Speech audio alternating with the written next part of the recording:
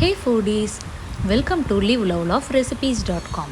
இன்றைக்கி நம்ம சேனலில் நம்ம பார்க்க போகிற ரெசிபி என்னன்னு பார்த்தீங்கன்னா, ஹோட்டல்லலாம் நம்மளுக்கு பிரியாணி கொடுப்பாங்க இல்லையா, அதே ஸ்டைலில் எப்படி வீட்லேயே எக் தம் பிரியாணி பண்ண போகிறோம் அப்படின்றது தான். செய்கிறதும் ரொம்ப ஈஸி, டேஸ்ட்டும் ஹோட்டல் டேஸ்ட் மாதிரியே இருக்கும். வாங்க இது எப்படி செய்யலான்றதை பார்ப்போம். ஃபர்ஸ்ட் இதுக்கு நம்ம ஒரு பிரியாணி மசாலா பேஸ் செஞ்சுக்கணும். அதுக்கு நான் இன்றைக்கி பார்த்திங்கன்னா ஒரு 300 கிராம் அளவுக்கு சீரக சம்பா ரைஸ் எடுத்திருக்கேன். அதுக்கு ஒரு 10 சின்ன வெங்காயம், ஒரு மீடியம் சைஸ் தக்காளி, கூடவே காரத்துக்கு தகுந்த மாதிரி பச்சை மிளகாய். நான் இன்றைக்கி 2 மிளகாய் எடுத்திருக்கேன். கூடவே கொஞ்சமாக கொத்தமல்லி, கொஞ்சமாக புதினா. இது எல்லாத்தையும் நம்ம ஜஸ்ட் ஒரு 1 or 2 டேபிள் ஸ்பூன்ஸ் மட்டும் தண்ணி விட்டு நல்லா இந்த அளவுக்கு பேஸ்ட்டாக கிரைண்ட் பண்ணிக்க போகிறோம். பிரியாணி செய்ய ஆரம்பிச்சிடலாம். அதுக்கு இந்த மாதிரி ஒரு ப்ரெஷர் குக்கரில் நம்ம 5 to 7 டேபிள் ஸ்பூன்ஸ் அளவுக்கு ஆயில் ஆட் பண்ணுறோம். கூடவே 4 டேபிள் ஸ்பூன்ஸ் அளவுக்கு கீ ஆட் பண்ணுறோம். ஆயிலும் கீயும் தான் இந்த பிரியாணிக்கு நல்ல டேஸ்ட் கொடுக்கும். அதனால் அதில் எந்த காம்ப்ரமைஸும் பண்ணாதீங்க. அது நல்லா சூடானதுக்கப்புறமா ஒரு பெரிய சைஸ் வெங்காயத்தை நல்லா ஸ்லைஸ் பண்ணி வச்சுருக்கேன். அதை ஆட் பண்ணி நல்லா வதங்க விட்டுறலாம். இது வதங்கிக்கிட்டே இருக்கும்போதே ஒரு 1 டேபிள் ஸ்பூன் அளவுக்கு இஞ்சி பூண்டு விழுது ஃப்ரெஷ்ஷாக அரைச்சதை ஆட் பண்ணிக்கலாம். ஆட் பண்ணிவிட்டு இப்போது இந்த இஞ்சி பூண்டு விழுதுலேருந்து வர ராஸ்மெல் எல்லாமே போகணும். அதே சமயத்தில் நம்ம ஆட் பண்ணியிருக்கிறோம் இல்லையா ஆனியன், அதுவும் இன்னும் ஒரு பங்கு எக்ஸ்ட்ரா நல்லா வறுபட்டு வரணும். அது வரைக்கும் இதை நல்லா வேக வச்சு வச்சுருங்க. இப்போது நல்லா வெந்து வந்துடுச்சு. நம்ம அரைச்சி வச்சுருந்த அந்த மசாலா பேஸ் இருக்குது இல்லையா, சின்ன வெங்காயம், தக்காளி, அப்புறம் பச்சை மிளகாய், புதினா, கொத்தமல்லி, இது எல்லாத்தையுமே ஆட் பண்ணிக்க போகிறோம். இந்த அரைச்ச பேஸ்ட்டை ஆட் பண்ணிவிட்டு இதை நல்லா ஒரு தடவை கலந்து கொடுத்துட்டு மூடி வச்சு குக் பண்ணுங்கள். இது பார்த்திங்கன்னா நல்லா எண்ணெய் பிரிஞ்சு வரணும். அப்போ தான் இதோட பச்சை வாசனை எல்லாமே போகும். புதினாவையும் கொத்தமல்லியும் பார்த்து ஆட் பண்ணிக்கோங்க. நிறைய ஆட் பண்ணிட்டீங்க அப்படின்னா ஒரு மாதிரி கொத்தமல்லி சாதம் மாதிரி ஆகிடும். அதனால் சொல்ல வரேன். இப்போது பிரியாணி மசாலா பவுடர் ரெடி பண்ணிக்கலாம். அதுக்கு இந்த மாதிரி ஒரு பிரிஞ்சி இலை, கூடவே இது எல்லாத்தையுமே நம்ம ஒரு மிக்சியில் ஆட் பண்ணிக்கலாம். கூடவே ஒரு துண்டு பட்டை, 3 கிராம்பு எடுத்துருக்கிறேன், ஒரு ஏலக்காய், கொஞ்சமாக கல்பாசி, ஒரு 4 முந்திரி பருப்பு, கூடவே 1/4 டீஸ்பூன் அளவுக்கு பார்த்திங்கன்னா கசகசா ஆட் பண்ணிக்கலாம். அதுக்கப்புறம் 1/2 டீஸ்பூன் அளவுக்கு ஜீரகம், 1/2 டீஸ்பூன் அளவுக்கு பெப்பர்கார்ன்ஸ், ஒரு 1 டீஸ்பூன் அளவுக்கு சோம்பு.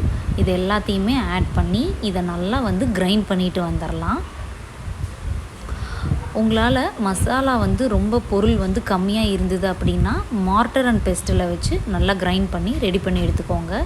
இதுதான் பிரியாணி மசாலா. நம்ம பிரியாணிக்கு எக்ஸ்ட்ராடினரி டேஸ்ட்டு தரப்போகிறது இதுதான். இந்த பிரியாணி மசாலாவை இப்போது இதில் ஆட் பண்ணிக்கலாம். இந்த பிரியாணி மசாலா பார்த்திங்க அப்படின்னா 300 கிராம்ஸ் ஆஃப் ரைஸ்க்கு கரெக்டாக இருக்கும். நீங்கள் இதை விட அதிகமான குவான்டிட்டி ரைஸ் செஞ்சீங்க அப்படின்னா எக்ஸ்ட்ராவாக நீங்கள் பிரியாணி மசாலா ரெடி பண்ண வேண்டி வரும். இப்போது ஒரு 1.5 டீஸ்பூன்ஸ் அளவுக்கு காஷ்மீரி ரெட் சில்லி பவுடரும் 1.5 டீஸ்பூன்ஸ் அளவுக்கு தனியாத்தூளும் ஆட் பண்ணி நல்லா கலந்து விட்டுறேன்.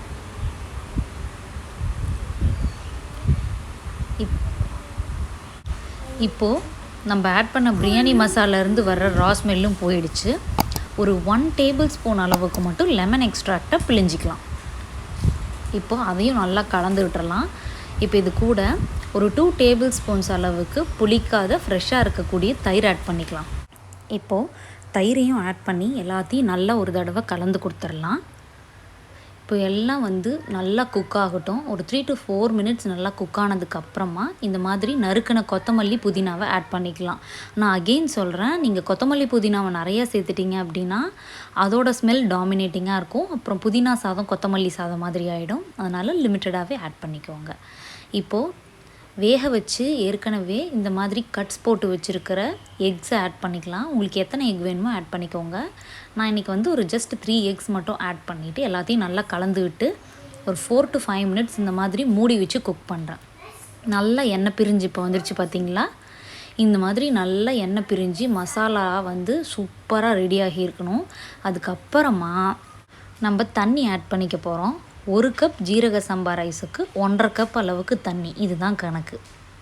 ஸோ நான் இன்றைக்கி 2.25 கப் அளவுக்கு தண்ணி ஆட் பண்ணிவிட்டு, தண்ணி வந்து ஓரளவுக்கு சூடாகி லைட்டாக கொதி வர ஆரம்பிக்க ஸ்டேஜில் நான் ரைஸை உள்ளார போட்டுட்டேன். இந்த ரைஸுக்கு தேவையான சால்ட்டையும் நான் ரைஸ் கூடயே ஆட் பண்ணிட்டேன். அதனால் உங்களுக்கு அந்த ஸ்டெப் தெரியல. நீங்கள் மறக்காமல் சால்ட் ஆட் பண்ணிக்கோங்க. இப்போது எல்லாத்தையும் இந்த மாதிரி ஒரு தடவை நல்லா கலந்து கொடுத்துருங்க. இப்போ நம்ம ஃப்ரைட் ஆனியன்ஸ் ஆட் பண்ணிக்கலாம். இது ஆப்ஷனல் தான், உங்கள்கிட்ட இருந்ததுன்னா நீங்கள் ஆட் பண்ணிக்கோங்க. ஃப்ரைட் ஆனியன்ஸ் செய்கிறதும் ரொம்ப ஈஸி தான். ஜஸ்ட் ஒரு 1/4 கப் எண்ணெயில் ஒரு 2-3 ஆனியனை நல்லா வந்து லோ மீடியம் ஃப்ளேம்லேயே வச்சு வறுத்து அதை ஆட் பண்ணுறது. இந்த அளவுக்கு இப்போ கொதி வர ஆரம்பிச்சிருச்சு பார்த்தீங்களா தண்ணி. இந்த அளவுக்கு நல்லா கொதிச்சு வரணும். இந்த மாதிரி கலந்து கொடுத்துட்டே இருங்க, இல்லைனா அடி பிடிச்சிக்கிறதுக்கான வாய்ப்பு இருக்குது. இப்போ பார்த்திங்களா தண்ணி நம்ம ஆட் பண்ணது எல்லாமே உறிஞ்சிடுச்சு. நம்ம ரைஸ் கூட பார்த்திங்கன்னா 80% நல்லா குக் ஆகிடுச்சு.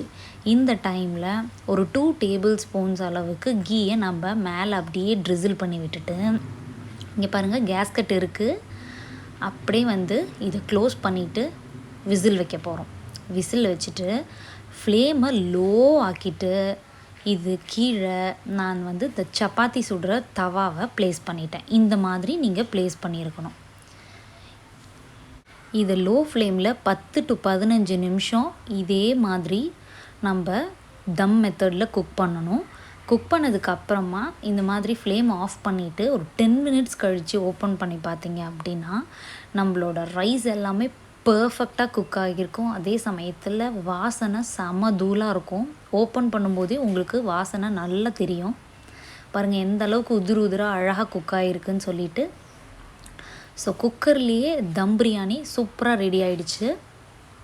இந்த எக் தம் பிரியாணியை நீங்களும் கண்டிப்பாக ட்ரை பண்ணி பார்த்துட்டு எப்படி வந்ததுன்றதை கமெண்ட்ஸில் சொல்லுங்கள்.